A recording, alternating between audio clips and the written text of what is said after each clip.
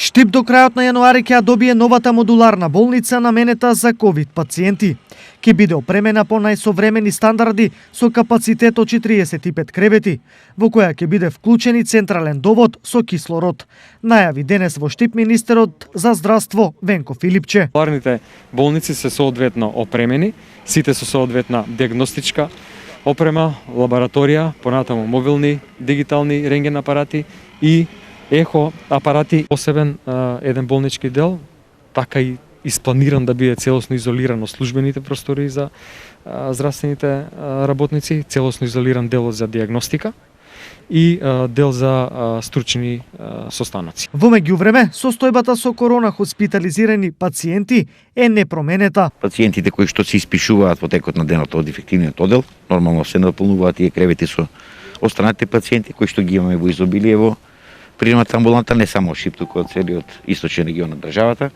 И понатаму ни е ставена во функција оној оддел на дерматовенерологија каде што имаме полесни случаеви, но во од пред неколку дена имаме на одделот за интензивна нега, што е горе кај анестезија, имаме дополнителни 6 кревети стајни, тие се за интензивен третман, значи буквално 24 часовен мониторинг за исклучително тешки пациенти кои што ние ќе ги третираме овде. Откако ќе биде готова модуларната болница, министерот Филипче го најави стартот на реконструкцијата на инфективното одделение. Со поставувањето на оваа модуларна болница во Штип се добива уште една работа како предност, а тоа е веќе подпишаниот договор за целосно реновирање на сегашното инфективно одделение, благодарение на проектот на Европска унија за прекогранична соработка, кој што го одложивме, заради тоа што сега таму се сместени голем број на пациенти, практично ќе продолжи да се спроведува кога пациентите ќе се префрлат во оваа модуларна болница. Во наредниот период интензивно ќе се работи и на изградбата на новата клиничка болница во Штип. Еве со една одредена динамика веќе продолжува да се